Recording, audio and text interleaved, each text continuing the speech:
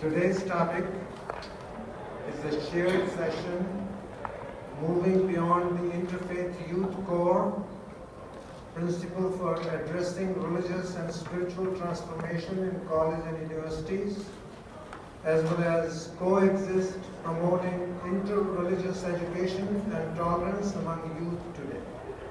So these are the two separate sessions. Each one will have how much time? 45 minutes. So approximately 30 minutes or 35 minutes each speaker will get, and then you will have about 10 to 15 minutes to answer your questions. He's going to talk about coexistence, and Jaxon Washburn is your first speaker, and there is a separate description on that subject. And that description is, in a world where misinformation and prejudice is presented wholeheartedly by the media and society, it is especially important for today's youth to learn the skills and values of compassion, tolerance, respectful interreligious discussion, religious education, and a love for helping others on their path to truth. That's why I felt inspired to found the World Religion and Tolerance Club, nicknamed as Coexist. At my local high school, it promotes religious education and discussion among youth. This seminar will address the various current problems and experiences of youth today on their own personal religious journeys, and one student's dream to live in a world where religion is no longer a taboo subject in schools, but rather a positive opportunity to allow students to find faith in an environment free from prejudice and misinformation. After all, in the end, like Coexist's model, we are all simply helping each other to walk the path. And Jaxon Washburn, I would invite him to speak.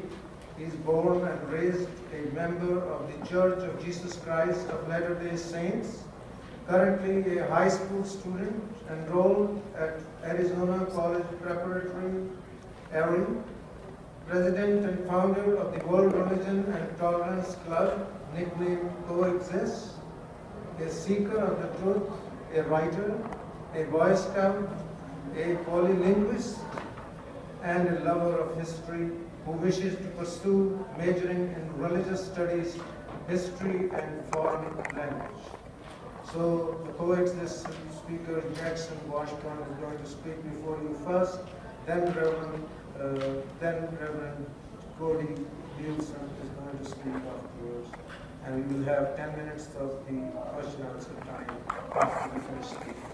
So thanks very much, Jaxon Washburn, for you.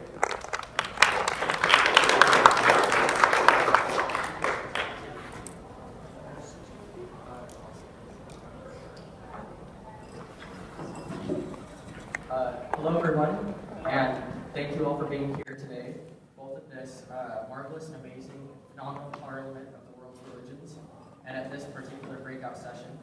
While you could have chosen to attend any of the other various presentations, exhibitions, and seminars, instead here you all are gathered, got to listen to a young, short, and frankly inexperienced 17-year-old speak to you on subjects often left to the adults of days past. So I promise you now, I'll do my best to keep from losing your attention and your faith in kids my age, and hopefully I'll be able to plant within you the seeds of hope towards the youth of today. So, seeing as this is a religious convention, and the majority of us here come from a variety of faith backgrounds, I'd first like to begin the seminar with an opening benediction, if that's fine.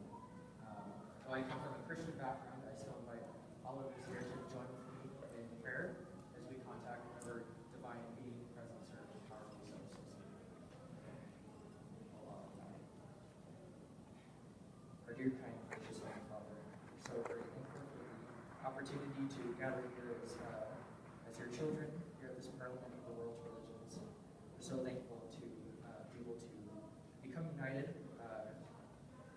against the pressing issues facing the youth, women, people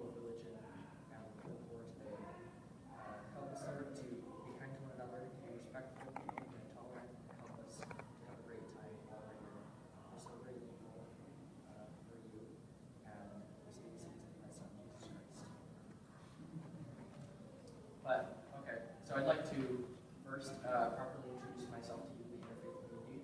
Like Mr. Skid said, my name is Jaxon Washburn, and I'm a budding 17-year-old advocate for the interfaith movement. I hail from Phoenix, Arizona, in a city called Gilbert, though I was fortunate enough to be born here in Salt Lake City, where we now all have a mutual blessing to come together at the Parliament. For this, I'm glad. As I share in the same first-time experience I see many here are feeling. I was blessed in my life to have the greatest of teachers and mentors, both at school and otherwise, to whom I owe the direction and the open mindset of undertaking life. So, Mr. Whitlock, Mr. Reed, Rumsey, Mrs. Nomad, thank you, along with Pastor Miguel de la Mora of Sun Valley Community Church, my Boy Scout leaders, brothers and Steve Clark, Father of Eternal. Thank you for acting on it. So, I was raised a member of the Church of Jesus Christ of Latter-day Saints, more commonly known as the Mormons. I sure hope by now that this is no new information. One of our best-known temples is literally across the street. I mean, you're in the heart of Mormondom right now. But regardless, my parents were both active members, my mother being from Utah and my father from Washington State. I was taught and raised in this faith group until my early teenage years, and at that time, my mother found new faith and embraced non-denominational Christianity. I fully attribute this to the beginning of my own personal journey into the realm of religious thought and belief. And so we became an interfaith family. My siblings and I attended both our parents' churches for a number of years. And for the first time in my life, I was exposed to different perspectives on God, worship, and the world. I was fascinated, and I chose to delve into both faiths' theologies. Time passed, and I didn't stop there. I began to visit other churches, other places to worship, speaking to both their attendants and their local faith leaders. I was on a mission to find truth wherever it lay, for I figured it would be in my life's best interest to find it and cling to it as best as I could. I knew that I couldn't just place my belief and trust in the social norms and philosophies around me, which so quickly changed with the winds of revolution of time, regarding those values of humanity we so strongly hold common. So I would not take anyone's word at face value. Instead, I had to pursue those ideals and beliefs that resonated within me. I combined both faith and reason to discover truth, my truth, a personal truth, a truth I tried to live and exemplify to the best of my ability. So at the time, I was attending Arizona College Prep, a school with an extremely diverse student body. Every day I was exposed to foreign points of view, alongside students with backgrounds foreign to mine. It seemed as if every day, both in the classroom and at lunch, we would hold discussions, tell stories, and explain our identities and beliefs. Seeing this thirst for understanding, seeing this willingness to listen with respect, and feeling the deepened friendship I walked away with afterwards, it hit me. What if we took this a step further? What if we became organized? What if we were to create a safe and open environment where students may openly teach and share their own beliefs? This I just knew I had to go ahead and establish, and that's the idea for Coexist was born.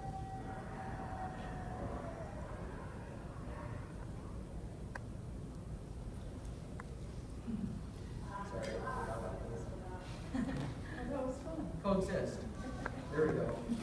Now, of course, Coexist is just an informal and unofficial nickname for the World Religion and Tolerance Event. Immediately following this epiphany of mine were dozens, if not hundreds, of thoughts and ideas of how and what I was to have this club become. We needed a name, but that was easy enough. We needed a teacher sponsor. Many were more than willing to offer their help. We needed a purpose, so I began to think of a mission statement, a few sentences that would encapsulate our values, and with time, it began to resemble something like this. In a world where misinformation and ignorance distorts the perceptions of many, we strive to stimulate the discussion of our own beliefs in an environment where there exists only love, acceptance, and complete tolerance. For in the end, we're all walking the same path, so why not lend each other a helping hand along the way? Our diversity only makes us stronger. Now, this seminar revolves around these central concepts: that of creating open and respectful ideas for interfaith dialogue, that we're all walking this path of life together, and therefore must assist each other, and that finally, In diversity lies our potential for true unity. Any violence, hate speech, or lack of progression almost 100% of the time occurs due to a lack of understanding, respectful communication, and love for the opposite side.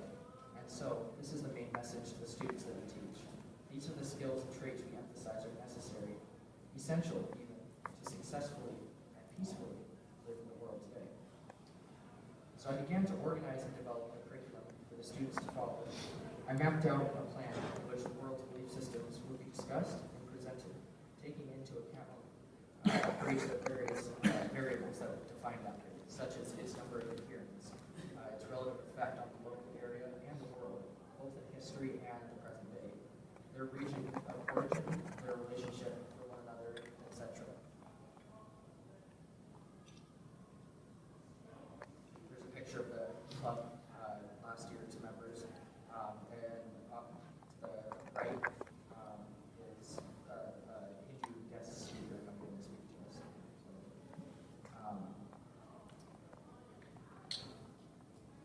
The club took on several attributes as time went on. Club meetings were to be held weekly, lasting a duration of around 90 minutes, in which the religion was to be taught on and discussed. As often as possible, local faith leaders are scheduled to be brought in, allowing only the most accurate and first-hand information to be presented to the students. Spiritual literature and other materials are often shared and distributed, and Q&A sessions are held. The rest of the time is left completely open to those presenting to use as they deem appropriate, whether it be in the form of PowerPoint presentations, videos, or activities such as group songs or prayers. The club holds outside meetings often as well, providing an opportunity for the students to experience other faiths in a more casual and first-hand environment.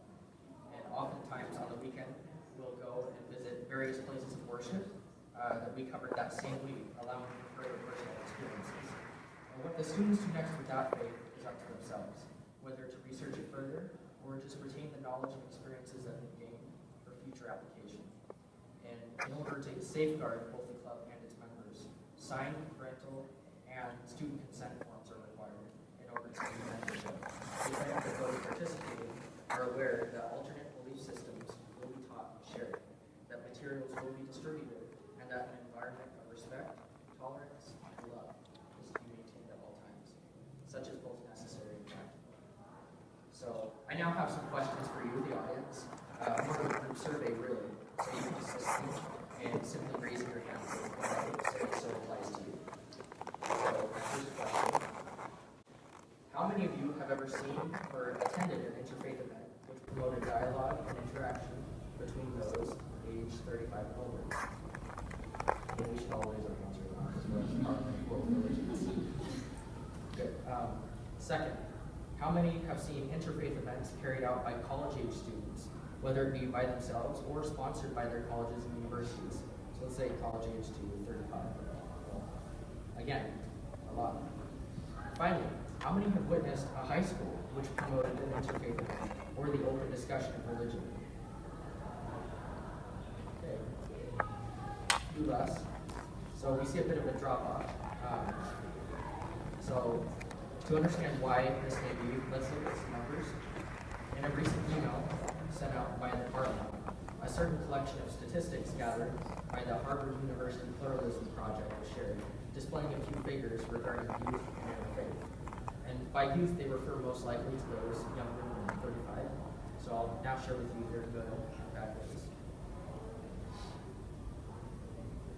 So the good news, 71% of all interfaith organizations surveyed consider youth as part of their mission's constituency-specific programming.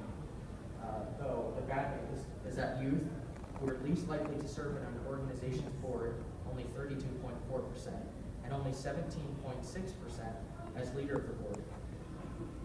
Significant, however, is the fact that 50% of organizations noted that youth served as unpaid committee leaders, and 79.4% said youth held other leadership positions within the organization. Finally, bad news. Sadly, only 3% of interfaith organizations surveyed had youth as paid paid staff. Now remember, they consider youth as anyone younger than 35.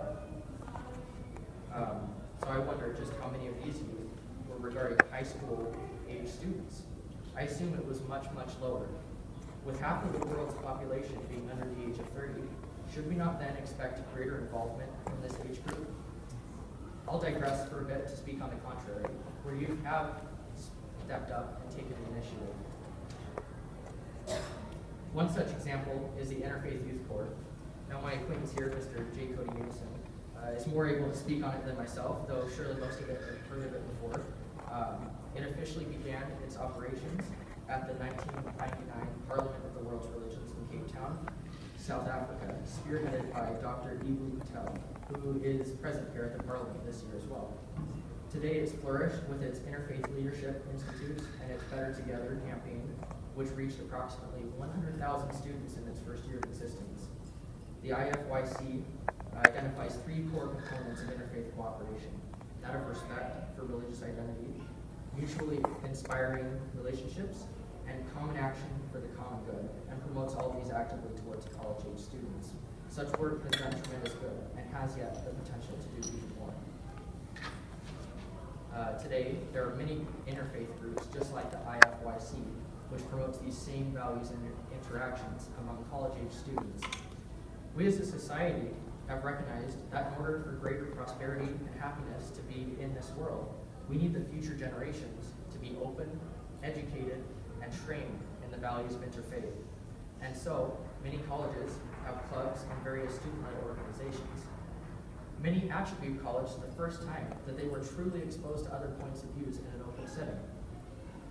College students are suddenly separated from their parents and placed in an environment where countless other beliefs and opinions are held. Here, many find or develop the viewpoints that will then stay with them throughout the duration of their lives. Such is normal and expected.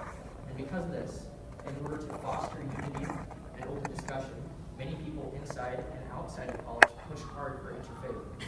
College and university life is the developing ground where students will gain their identity. They will learn their place in the world. They're deciding who they're going to be as a part of society, what career path they'll follow, their field of study, the type of friends and people that they'll associate with, political party, spouse, anything and everything are up for grabs, including religion, or whatever path the student then chooses dictates the course that their life will play out, leading to effects on a global scale sometimes.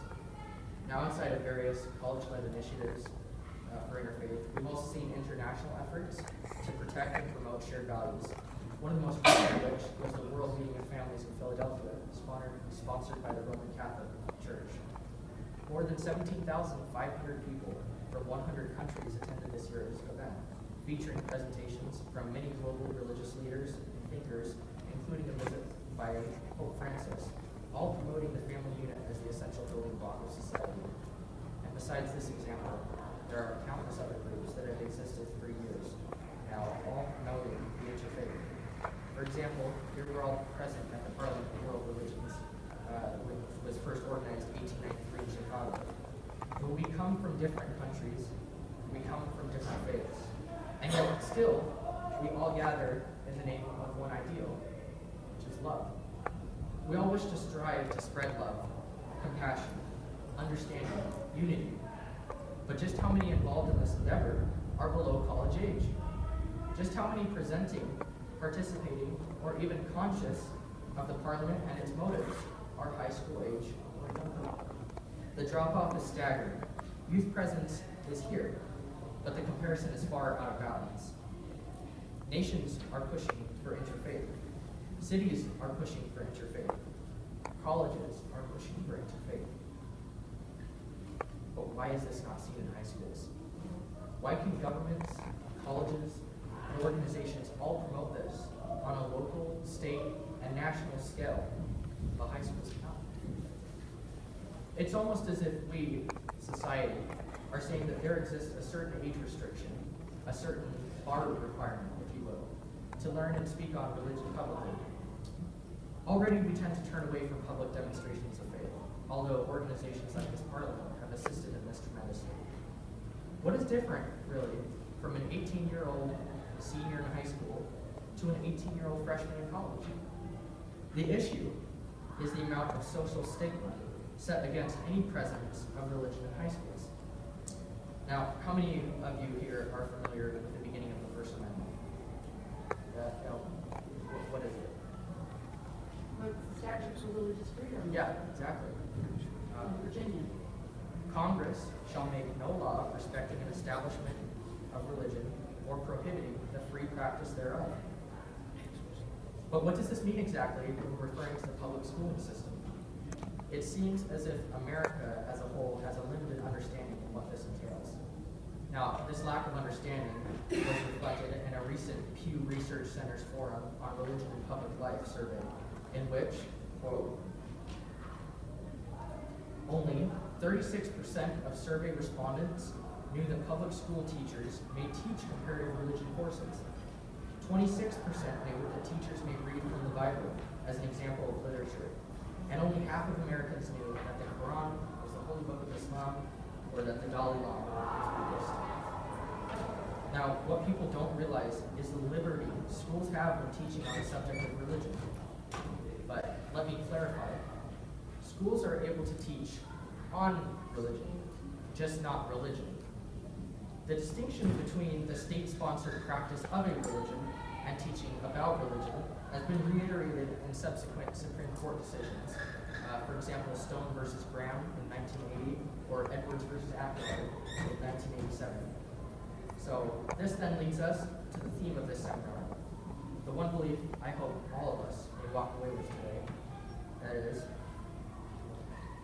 in order to combat prejudice, cultivate respectful dialogue, and ensure a brighter future, it is necessary to promote interreligious education and tolerance to students of high school age and older. We need to equip today's youth with an understanding of the world's diversity as something that will always be present. We need to tell them, bluntly even, that besides the one that they hold, there are an infinite amount of alternate viewpoints carried by people with faith, reason, and emotions just as real as their own. This is a fact that needs to be accepted and then moved forward from. Because of this fact, the necessary response needs to be respectful dialogue, cooperation based off shared foundations, and compassion towards those who would disagree. The world would not change in a day, and it definitely will not change based off the wishes of 1, 10, 100, or 1,000. In order for change to occur, a new generation of youth must rise forward.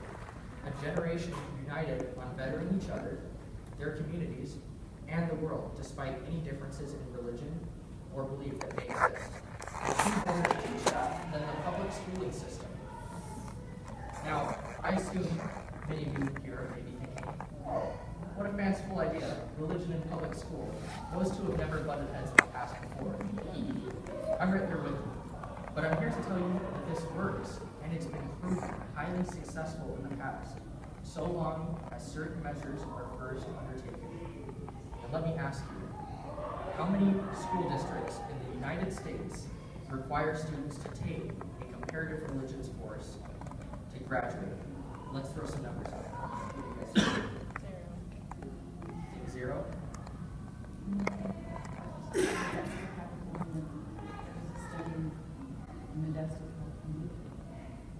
Very smart. So the answer is 1. The Modesto, California School District. Good job. It serves as a monolith to the public schooling system in America. For 15 years, it's been the only district in the nation to require a semester of comparative religions to graduate. Other schools also offer a comparative religions course as an elective credit, such as Fairfax County Public Schools in Virginia or Canyon Schools District here in Utah. But really, there's only a handful that you can offer. Now, you may be wondering, how does this even happen? Now, the answer first begins with community involvement. One of the teachers from the Modesto district, Sherry McIntyre, explains that, quote, "We had buy-in from day one. We didn't just throw this at the community. We said, this is what we want to do. Help us do it right." Kathy Zinker, who taught a world religions elective in Fairfax County, says, quote, I think everyone has to feel that they're going to be safe to come to the table and talk about their concerns, and that their values will be safeguarded in whatever program is brought forward.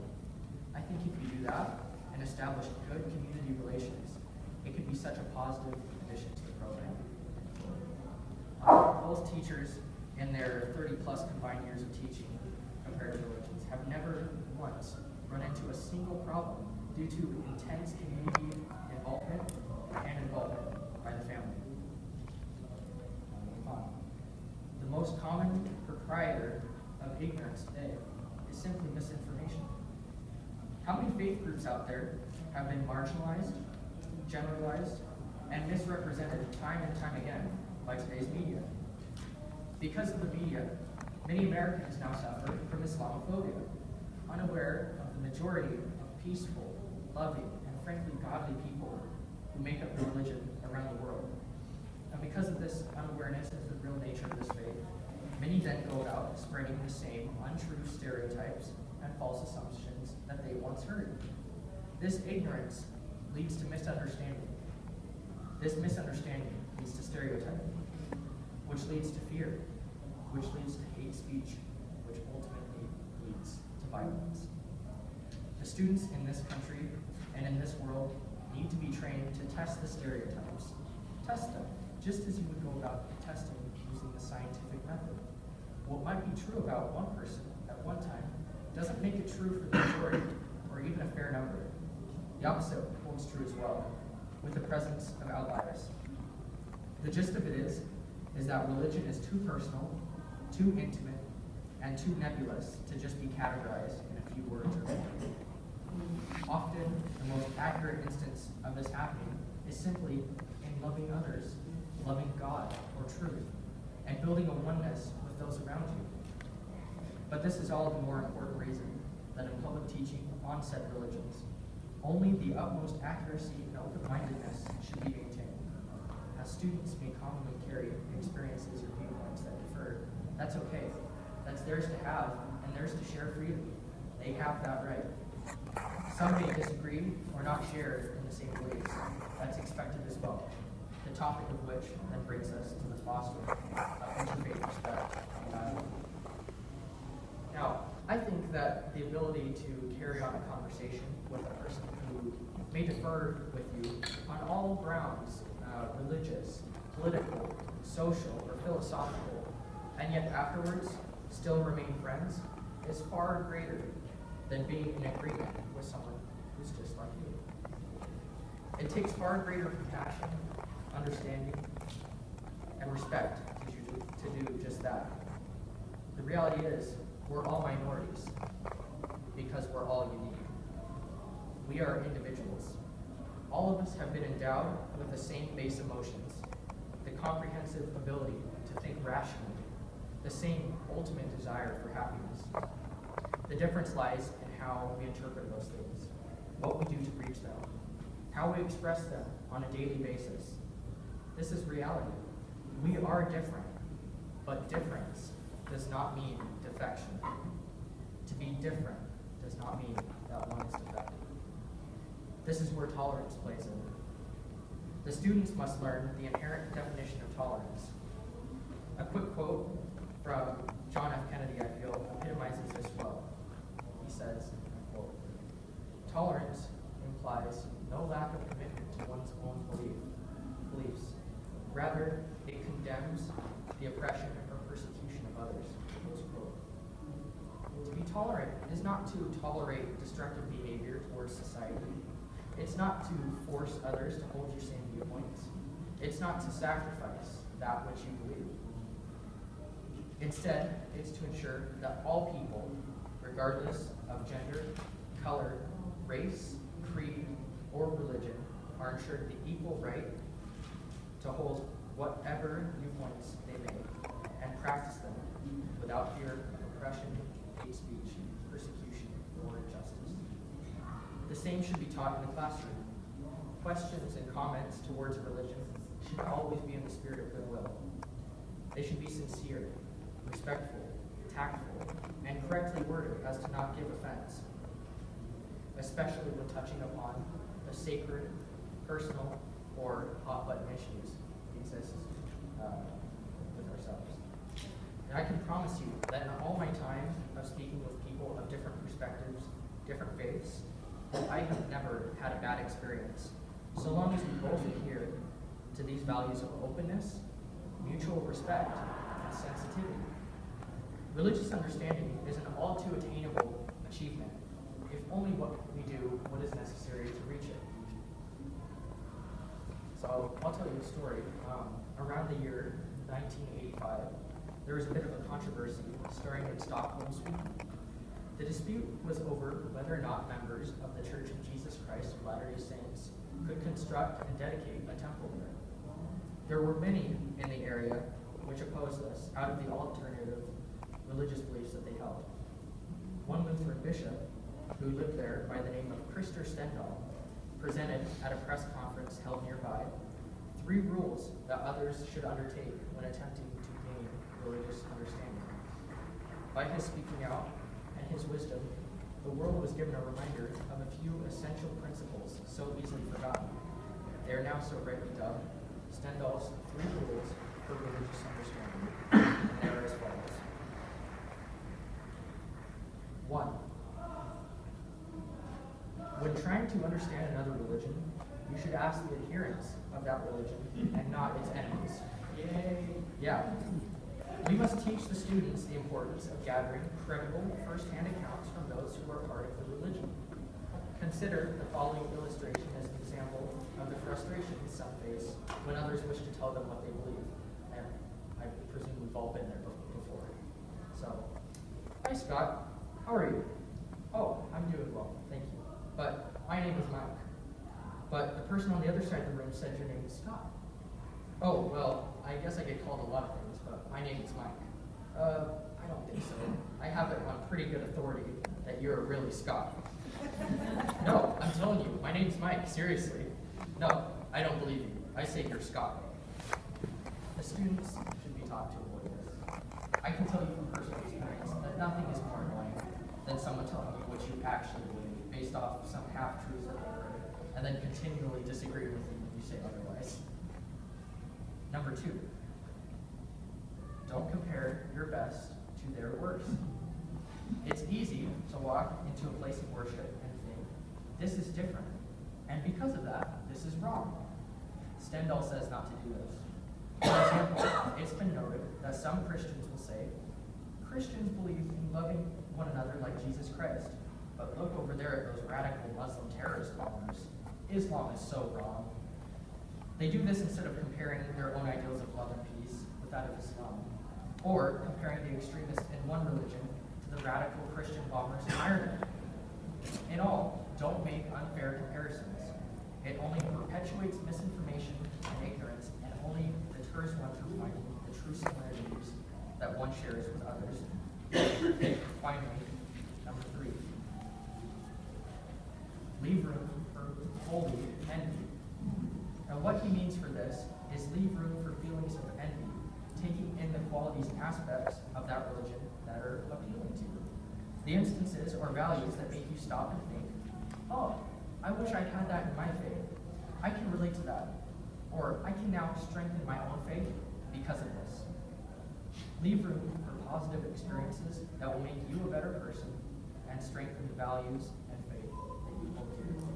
Then use these aspects, whether they be shared in belief or not, as a foundation for further unity and collaboration.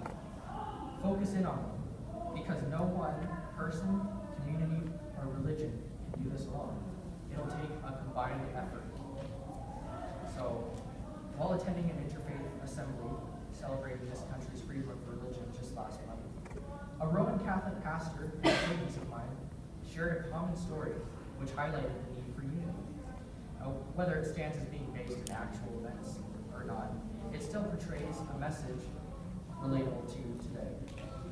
It begins in an open countryside, an area inhabited by a dozen or so farming families and their respective acres.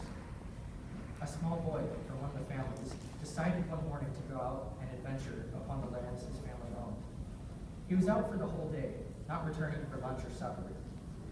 On the following night, the family became worried, concerned about the location of their young son.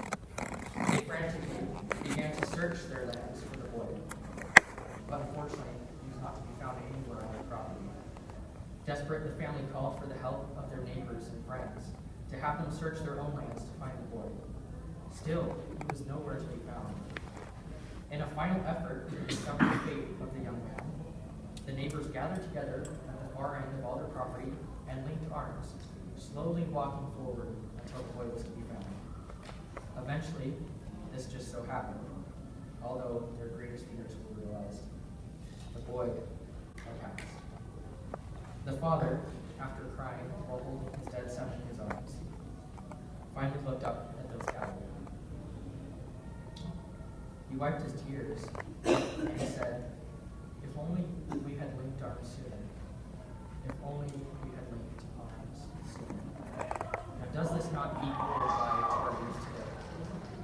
How many, upon being flung headlong into the world and its problems, will be met with frustration, alienation over differences of beliefs and opinions, and some type of failure due to an unwillingness to become united? We need to, like Coexist mission statement says, inspire the youth to walk this path of life together and not alone. Our paths may be different, our obstacles vary, but our friendship and our unity should be everlasting, because in the end, we're all seekers of truth. And no matter what our religious or spiritual affiliation, all of us, be they Christian, Muslim, Jew, Buddhist, Hindu, or other, can attribute the strength of our belief to that instance of spiritual phenomena which so personifies the concept of religion. Though our rationale may support our belief, though we may have been raised with it, though we have formed community through our faith, that faith is still made up of things which have no empirical evidence, something you can't just confine to a test tube, isolate on any ground, or prove using any sort of method. Now, in the Book of Mormon, one of the main volumes of Holy Scripture for those of my religion, in Ether 12:6, it says, "Faith is things which are hoped for and not seen. Wherefore, dispute not, because ye see not. For ye received no witness until after the trial of your faith." Faith is what we feel. Faith is what we know to be true. That same truth that I found holds different than the truth many millions of others have found. It's personal. It's based off of my rationality, my relationship with my Savior Jesus Christ, my love for others, and the answers I believe to have received from God through prayer. Now others in a similar process have chosen to follow Islam, Catholicism, Buddhism, Sikhism, and a multitude of others. That's the path that each of us have undertaken. And above all, we need to teach students to respect them. Now, let me ask you, what is it that makes paintings beautiful? Oh, sorry, my apologies. What is it that makes paintings beautiful? Is it the presence of a single color? Is it the usage of a single shade or hue of red, for example? Plenty would disagree. Just because something is red does not make it superior to all things that are blue. You see, it's the combination of a multitude of different colors, tones, and shades that come together to form a beautiful work. Sometimes the presence of one in particular significantly impacts the whole of the painting, either in a positive or negative way. My point is that the same is true with the world's religions. They're beautiful because they differ. They all have their unique characteristics that, when added together in a perfect combination, have the potential to produce a work of art to trump all others. And I don't believe that this has been painted yet. Up until this point, humanity has only produced several rough sketches, often purposefully leaving out certain colors, whose absence takes away from what could be beautiful. My point is that the time is now for us to create this final work of art. It's time for the age of fear and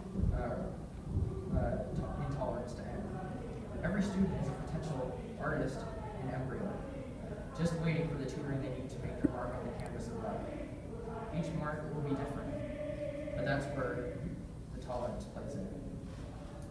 My dream is that someday religion might not be such a hot button issue in the classroom, but rather that all the trouble that myself and others have gone in creating the World Religion Intolerance Club, I hope there's something that will come out of it. We are not the first, that's for sure, but neither shall we be the last. If just one student can walk away from the club and apply it in their life somehow, we'll all be worth it.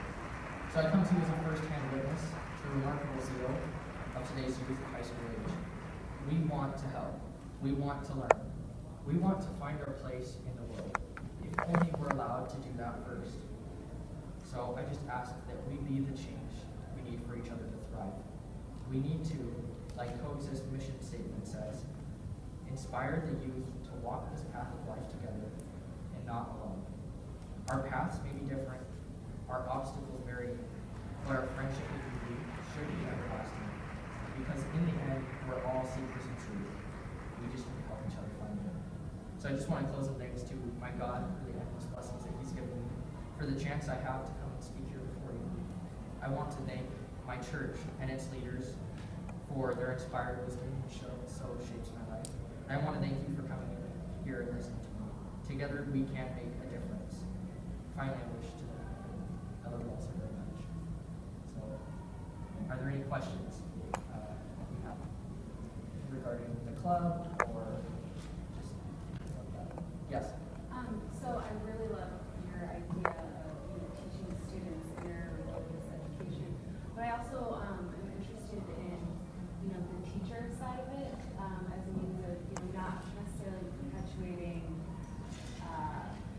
misinformation. Like, what's another way to, or how might teachers and tutors be given the proper tools to also teach themselves and teach these students?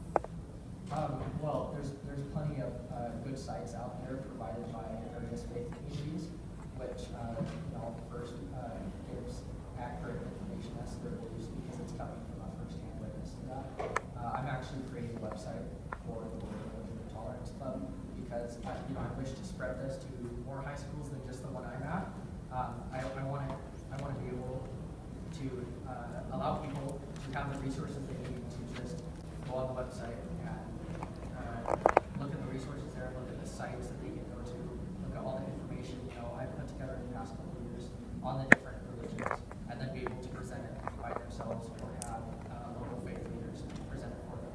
So I'm working on that personally, but there are plenty of good websites and resources already out there providing a means for people to get accurate information. Yes? You mentioned that you have people of faith come to the club to share their beliefs with these clubs. What is the age? Do you have young people come to share? Is it older? And what is your relationship with the religious community? Well, we're all high school students in the club. It's a high school club, Right. and so they're all high school students. I don't really care what age, as long as they're mature enough, and prepared enough to give a good presentation on what they believe. So the presentations come from the club members? Both the club members, myself, if necessary, Yes. and from guest speakers of religious communities. And so, because I've gone through the process of attending different faith communities around where I live, I'm in good connection with the people that lead them, members there, and so they're able to come in. So that's kind of our relationship as the club. They fully support us. They fully wish to help us. And never have a problem with either the students or the faith group we represent. Did that answer your question? Yeah. Okay. Yeah, I just wanted to know if you had built relationships where they knew that you existed, and came and visited, and it was an ongoing relationship. Yeah. And every year it's been that way. Yes.